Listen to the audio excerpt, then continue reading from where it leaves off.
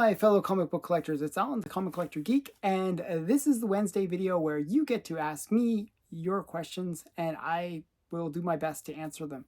Each week, I answer people's questions, and if you want to have your question answered, just put it in the comments below, and next week I will answer your questions.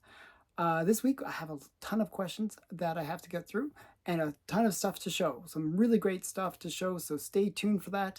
But let's get into the first question. It's from K. Munin. Thanks as always for answering my questions. In a prior live stream you mentioned Jim Balent Catwoman. What stands out most about his work on the character, and are there any issues in particular that you would recommend? Okay, well, Jim Balent, he is known for really making female characters stand out. And he brought that kind of hyper-sexualness to Catwoman. So it all starts out with Catwoman #1. And you can see, I mean, her outfit is skin tight. And she's got the whip, and it's, you know, very sexy. And that's really his trademark on Catwoman. Some people didn't, you know, some people complained it was like too sexy, but I enjoyed it. I thought it was really awesome. So this is Catwoman #1. You know, just a really great one. Just the way her outfit looks, it's just pretty amazing. So I'd recommend getting that first issue because that's where his run starts on Catwoman. The second one that I'd recommend is Catwoman #8.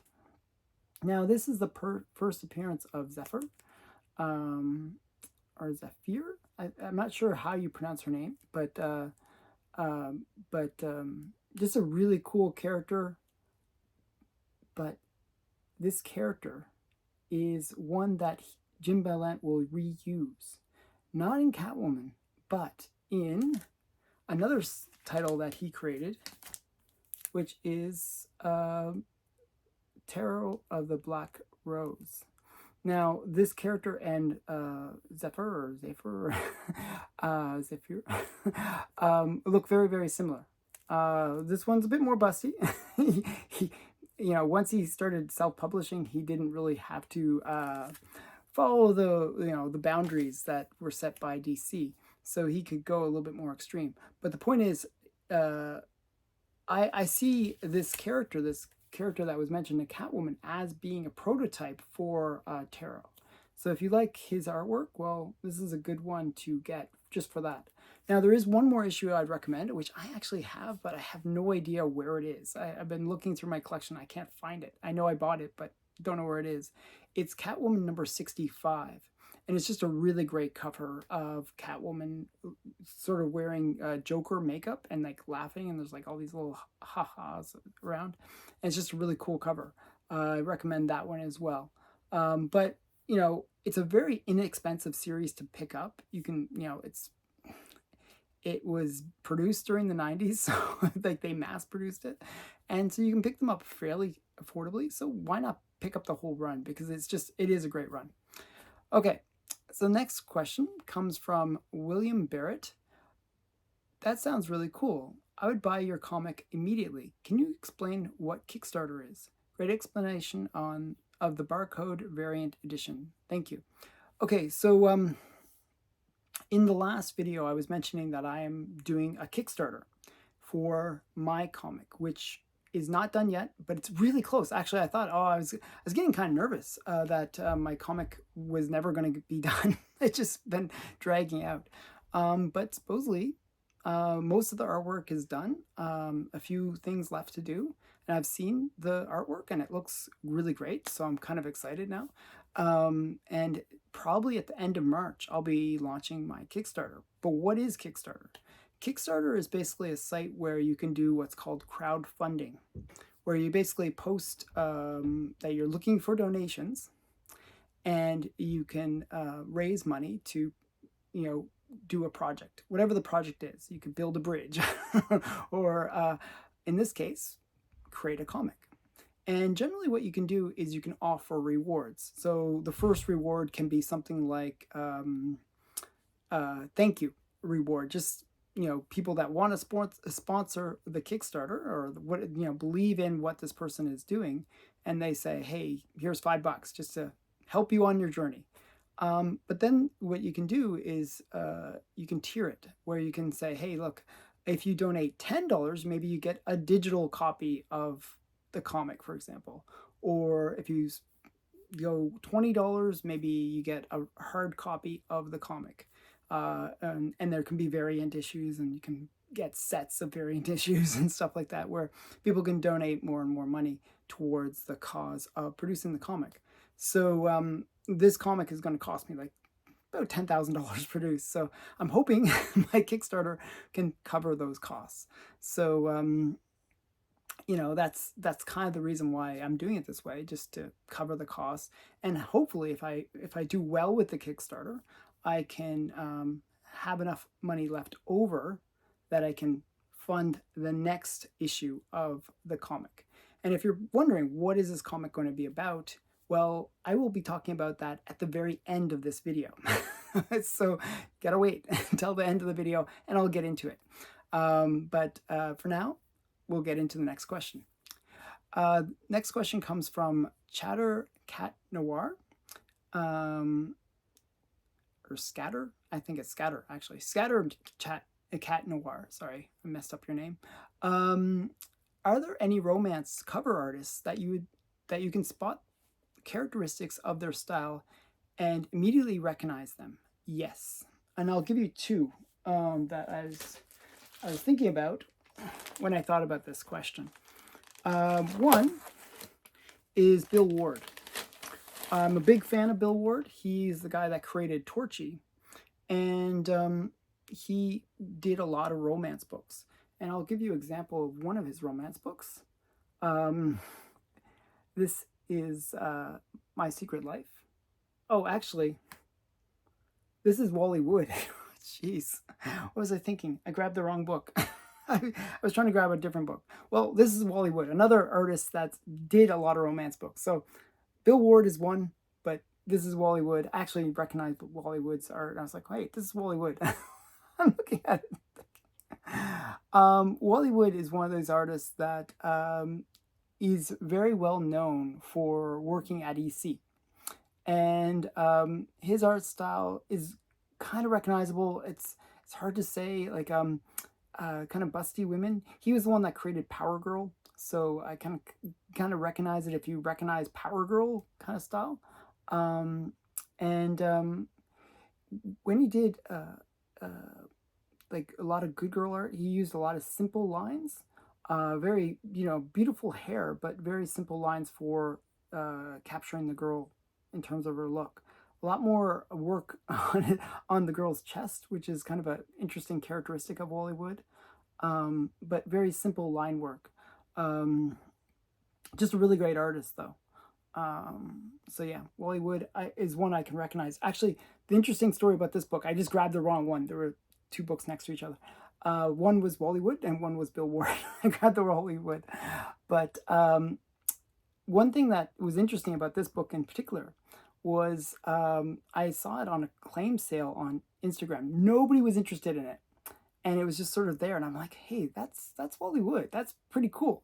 And since nobody was interested, I kind of lowballed an offer, and they were like, oh, I guess so. So I got this fairly affordably because nobody really understood the coolness of this book, that it is Wally Wood. And Wally Wood is one of those few artists in the golden age that was super hot. He was like really, really sought after artist. That he was one that they would actually put his name onto the covers of EC books, mainly because he had such a big fan base, and they would sell more books just by putting his name on the cover and getting him to do the covers. So definitely a hard artist from the golden age. That was kind of funny. I grabbed the wrong book. But the other artist that I was thinking is, and there's others that I've talked about so many times, but one that most people don't actually think about when they think of romance books and this artist, they don't usually connect the two, is L.B. Cole. So L.B. Cole did a lot of horror covers. He did a lot of like, Catman and just these various covers, like Mask is another one. But most people don't think of him as having done, romance books, but he did a lot of romance books. So this is Confessions of Love. And L.B. Cole's style is really recognizable, not just because of his art style, but because of his color palette. So he colorized all the books himself. He did all the coloring. And he would use these really like almost like deep oranges and like just these colors that are very vibrant, and you can instantly see an LB Cole book and go, oh, that's LB Cole. It's like, because it's so obvious. Because I mean, look at the difference in the color. So these are kind of orangey people. Compare it to the Wally Wood. You know, this is more like a traditional coloring of a person. You know, just the other thing that you can recognize with LB Cole is the detail. Now, this one you might think, oh, it's pretty simple, just a couple kissing. But there's just so many little things that you might not realize. Like there's just something going on down here. There's the moon. There's all the little stars, and usually there's a lot of details beyond just that first glance image that you get. This one's not maybe the best example of it, but a lot of LB Cole covers you can really stare at and see a lot of fine details. And there's almost like a secondary story or a third level story that's in each of the covers. But this one's a very simple one. This one's actually from his own publishing company, Star Comics. So this is from 1953. Okay, so those are a couple. Other ones that I've talked about are Jack Kamen, Alex Schomburg, and Matt Baker. Those are all ones that you can really recognize their styles. Next question comes from Craig Wagner.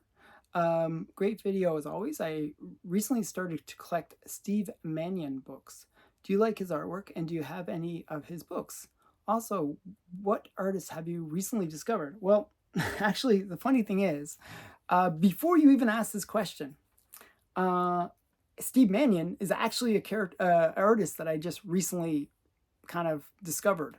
I had actually bought a few of the Fearless Dawn books, and I thought his artwork was really cool. I just liked it. It'd be cartoony, very sexy, and just really interesting. So I was actually on my pull list for my comic store is Steve Mannion art. So it's kind of weird that this question came up. So yeah, but here's an example of Steve Mannion artwork. This is Fearless Dawn number 3. So I just thought it was very funny that you asked this question when I was actually collecting his stuff. So I thought his artwork was very interesting. So yeah, so this is Steve Mannion for people that are not familiar with him. Yeah, and I actually, yeah, I enjoy his stuff. So Jay Ogilvy asked, what is the first appearance of Smokey the Bear? Was some sort of promo comic? Do you have it? And how would you go about finding one? Thanks. Actually, I kind of have it, but don't. So it is Forest Fire 19 from 1949. Actually, we'll have a cover dated of 1950. It says 1949, but it's actually dated 1950. I don't get how that works, but that's how it was. The first printings of this Smokey the Bear promo thing were distributed by the Carter Oil Company, and they were like at the service station, so they were trying to promote, forest safety and stuff like that. And basically, you can tell a first print from later printings from the back cover. On the back cover, if it's a first edition, it will have a Carter Oil Company on the back and printed on the back. Now, if it's a later edition, it'll just have a blank space, and you can see like a stamp from the different local businesses that would hand stamp their address information or company name on the back cover. So that's how you tell first print versus second print. Now, the one I'm getting, it's going to be in the mail, actually, because I actually kind of like collecting these weird first appearances and of kind of cool characters, is the second print. Actually, I almost want to go back to the guy, but it's kind of one of those weird things. So CGC doesn't recognize first and second printings. It doesn't distinguish the two. So there, right now on the census, there's about 21 copies of Forest Fire on the census, and they're a mixture of these first and later printings. So it's one of those weird things where they don't really distinguish the two. But that means that there's only 21 altogether, which means that it's a fairly rare comic. There's actually one that's a second edition, which is available on my comic shop right now. So if you want to get it, it's in a reasonable grade, and it's going for a reasonable price. It's about $150 for 4.0. So actually a good price for the book. So yeah, that's where you can find one right now. Comic Meg Musings asked, what comics are you currently bidding on, and what's your max bid for each comic? He's teasing, of course. What is your favorite comic book auction house and why? Can you show a couple examples you have attained from their auctions?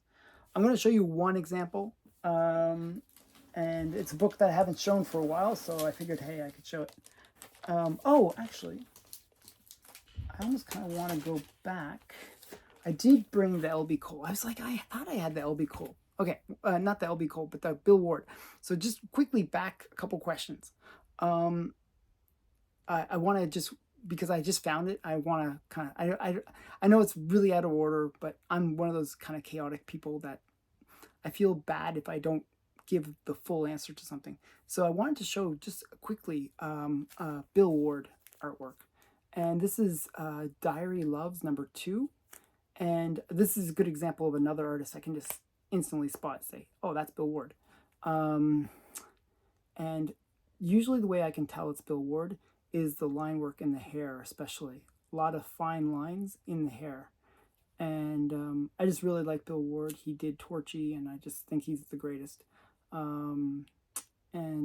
His artwork later on, when he starts doing these more cartoons or strip stuff in the magazines, is really over the top and just really interesting. But he did do a lot of romance books, and this is a good example of Bill Ward's art. So I just wanted to show that. Okay, but back to the auction house. Okay, sorry, a little bit out of order there, but just quickly, my favorite auction house is actually Heritage Auctions. Now, I love eBay too. I use eBay all the time, and a lot of the books that I'm showing you are actually from eBay. But the reason I like Heritage more than eBay is if I want to find some really obscure Golden Age book that's sort of a higher tier than what you would see on eBay. Like, eBay is good for a lot of modern stuff. You can find Golden Age there too, but generally you're going to find the stuff that's more commonplace. I like the Batmans or the, certain ones that are a little bit you see all the time. Heritage will have some of the more rare comics that command a higher premium, okay, sort of the higher prices. So that's kind of why I like Heritage, because I can find those big books that I sometimes chase after. And a good example of that is one where I bought this for the completely different reason than everyone else that chases after this book. This is Zip Comics number 35, and I bought this from Heritage. And you can see, like, here's the bag that comes with it. So you can see there was a Heritage auction. They always put on their bags the little auction number and stuff. So you can even look up the auction that I bought it from. But yeah, so this was a book that I really wanted. I couldn't find it on, I actually could find it on eBay. But sometimes you can get a good price on eBay. Sometimes you can get better price on Heritage. So I kind of wanted to try to get it on Heritage. Now, the one that was on eBay at the time was a slightly higher grade CBCS copy, but it didn't look as nice. It didn't look as nice as this one. It was one half a grade point higher. I actually paid more for this than what they wanted the CBCS one for, but not much. It was like $50. It wasn't like huge difference, but I did that because I bought the book rather than the grade. But the reason I was chasing after this book, and the reason most people chase after this book, the reason they chase after it is for this cover. Because this guy is punching a Nazi. And it's just a really great punching Nazi cover. And it's, but the reason I picked it up is this is a major Archie key. One that I appreciate. It's the first appearance of the character known as Ginger. And, that's why I picked it up. And it's like just one of those obscure books that it's best to find on a place like Heritage Auction. So that's why I like Heritage. So I find these kind of cool, rare books that are maybe a little bit more pricey, but you can only generally find them on Heritage. Well, in this case, it was available both places, but I found the better looking copy on Heritage. Now, sometimes, just as a FYI on that, I will do price comparisons. So if I find a book on Heritage that I'm really chasing after and going to bid on, I will check on eBay immediately after, or at the same time, and see if there's any copies on eBay that might be available. And if there are, I'll use that as my threshold for how to bid on it.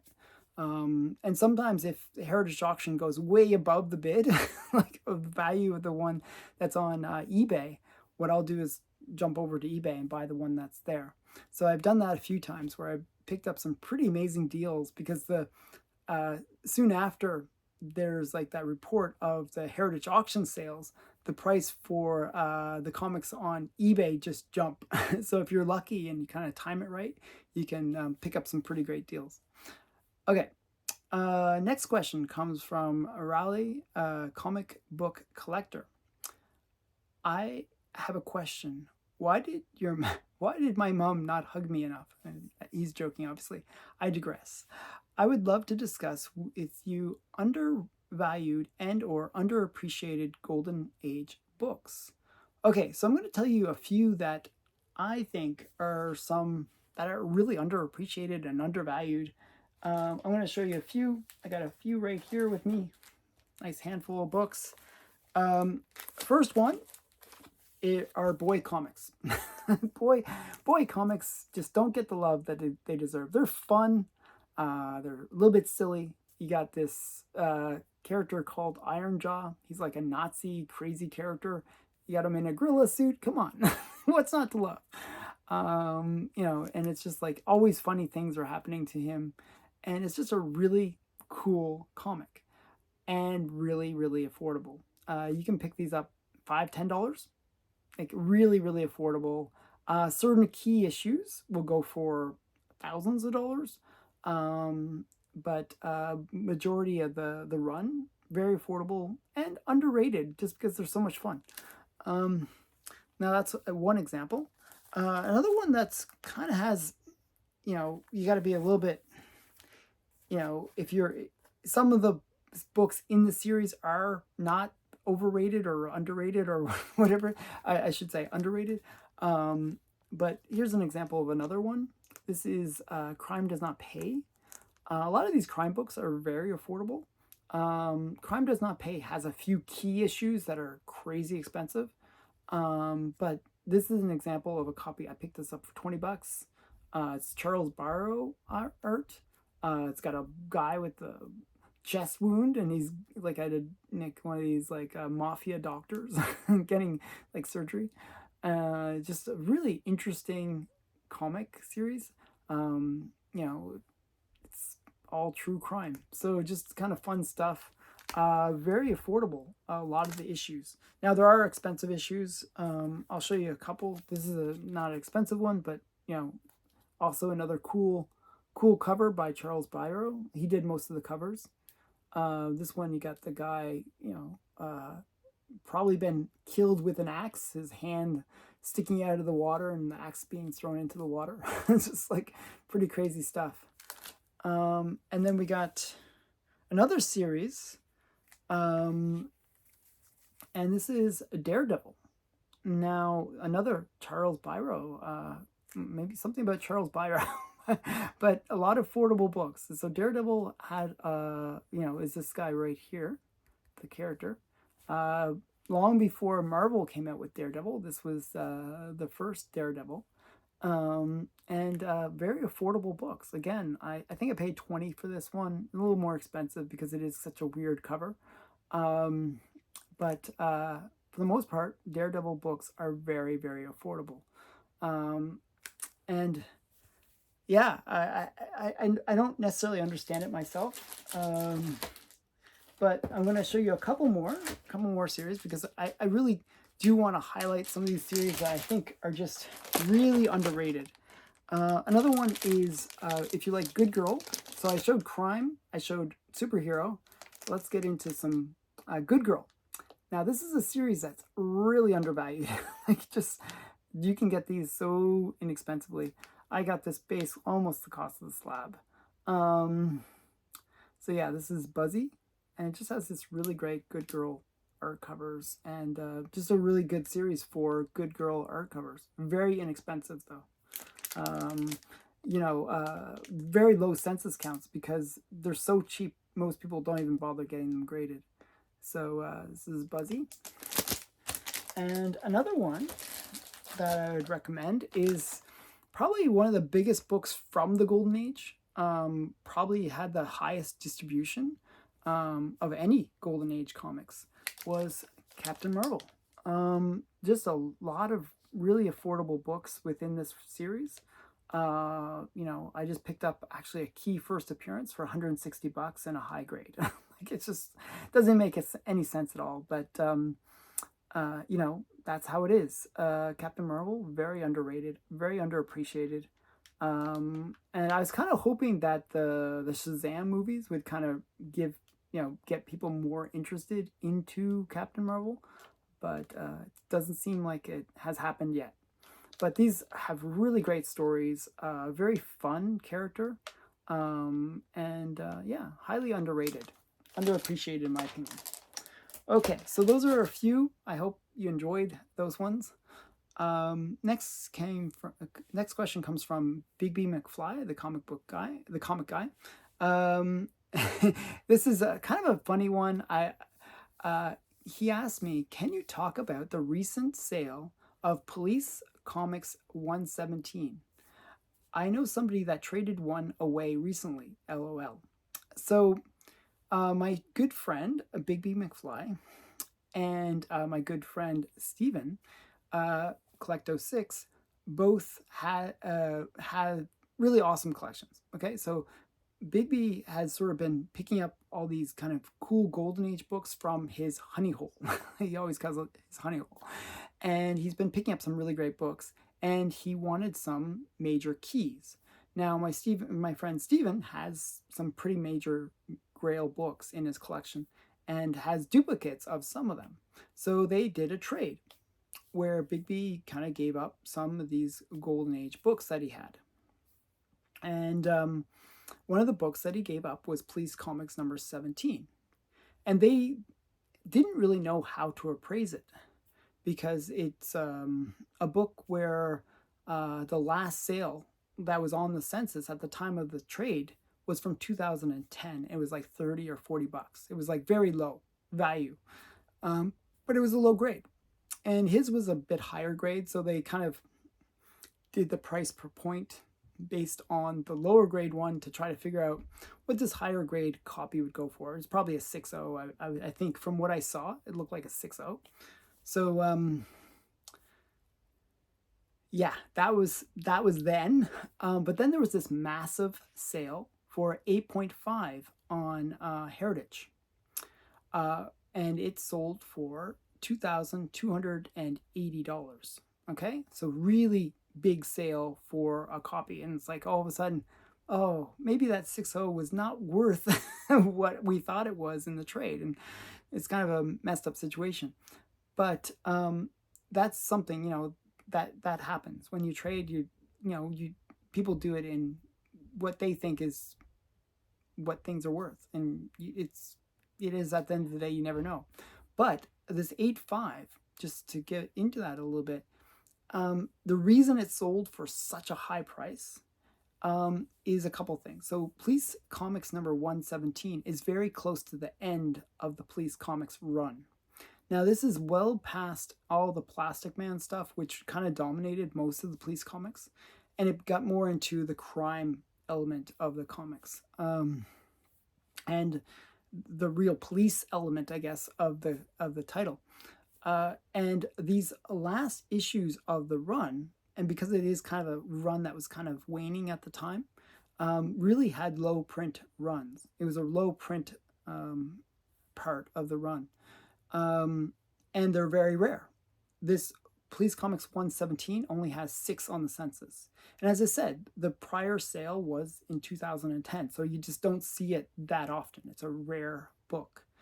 With that being said, the 8.5 was the highest on the census. There's only 6 on the census, and this was the highest graded copy. So because it's the highest, you're always going to get that premium price. If you had 8.0 and there's still that 8.5, well, you might get like a third of the value of that 8.5, just because that highest grade is going to command more money, because people are going to be wanting to get that highest grade copy because it's bragging rights. I had the best copy of this book. So I wouldn't be too worried about what you got for your lower grade copy, slightly lower grade copy, because that highest graded copy is going to command more money. It's just the way it is. But that's part of the fun of trading comics. You never know if you're going to be on the winning side or the losing side of a trade. But I think you guys did well, both of you. Okay, next question comes from eBay Roadshow. I recently picked up a copy of Young Romance number 15, 1949, at a convention for $25. However, the cover is damaged quite a bit. I was hoping to upgrade to a better copy, but the prices are all over the place. I know you like okay, this is a different part. I know you like innuendo covers. And so I was wondering if you have a copy you can show us off from your collection, and also what do you think fair prices are for this book? Thanks in advance. I don't have a copy of Young Romance number 15, and actually I wasn't really sure what the innuendo was with that cover. Maybe I'm looking at the wrong book, but it was a photo cover of the one that I could find. So if there's another book, I'd be curious. But I think $25 seems a little bit high, actually, of a price for a low grade copy of Young Romance 15. Because typically you can get sort of like maybe 340 kind of range for $25. And if you want a higher grade, maybe $50, because those photo covers just don't sell for that much. It's not like like people really go after romance books, especially with photo covers. They just don't go for them. So generally they're fairly affordable. But I'm gonna show you an innuendo cover. That is a cool one. That is a romance book. And this one is actually an affordable book. And it's one that you would think would be an expensive book, but there was a warehouse find of this book, and there's plenty of copies out there. So it's one that's pretty easy to get, but it is a great one. This is True Life Secrets number 23. Sorry, number 23. And it's just a really great innuendo cover, because the guy's offering her a pearl necklace, and she's saying, "And just what must I do to get those?" It's just like, she's like, just like, it's a great cover, and it's one that is a classic innuendo cover. Even and it even says that on here, like classic cover. I don't know. This is from 1954, Charlton, and it's doesn't say who did the cover actually. But yeah, just a great one. And if you like innuendo covers, this is an affordable one. You can probably pick this up for a couple $100. So yeah, just a very cool book. Usually innuendo covers go for much higher, and especially from the Golden Age. But that's an more affordable one based on the fact that there was this warehouse find of really high grade copies of it. Not a huge number, but reasonable enough that it lowered the value of the book. Okay, so earlier, I'm going to get into the last question now. Earlier, I was talking about my comic, okay, and it kind of relates to this next question, the last question of the show, actually. This is from Night Tiger Comics. He asked, "Why not just produce a documentary of Golden Age good girls for your channel? You would reach a larger audience." Well, I think that's a great idea. But I also, that is really the goal of my comic. I want to produce a comic that really educates people or shows people good girl art and good girl art characters, or characters that were these female characters from the Golden Age that are really cool. So kind of to answer your question and also add to it, I'm going to give you guys a brief history of a character that I really, really like, who is going to be mentioned in my book as well, my comic, called Valkyrie. Now, I've shown this book a few times on my channel because I love it so much. It's a low-grade copy. It's actually in a busted-up slab, too. But this is Air Fighter Comics Volume 2, Number 2, which is the first appearance of Valkyrie. Her. And she's just a really cool character. She's a vixen in every single way you can think of the term. Her name, I'm gonna brutalize her name. So her Valkyrie is her kind of like code name, but her real name is Liselot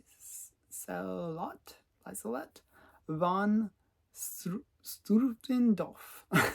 Like, hopefully I didn't mess that up too much, but that's her real name. And she was a Nazi. She's like this evil character. Like, they actually say she has a black heart and all this kind of stuff in her first comic. And basically what happens is the comic starts, her origin story starts out with her and her air maidens doing a sneak attack and like attacking this this Air Force base, right?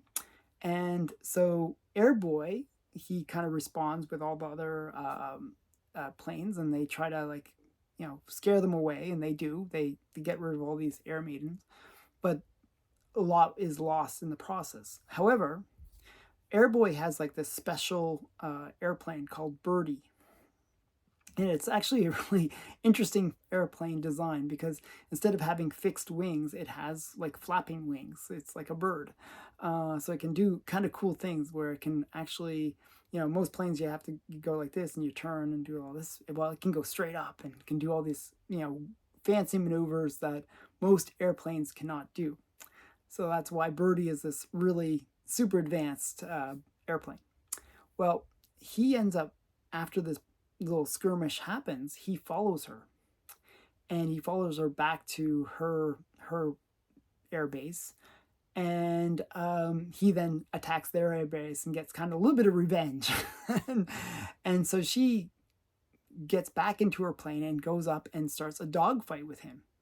And, it's going well for Airboy. He's just like, but she's awesome too. She's an awesome pilot. And he uses Birdie to kind of attach it onto her airplane. And he jumps down onto her airplane and he's like, okay, give it up. And then she's like, and he's like, oh my goodness, you're a woman.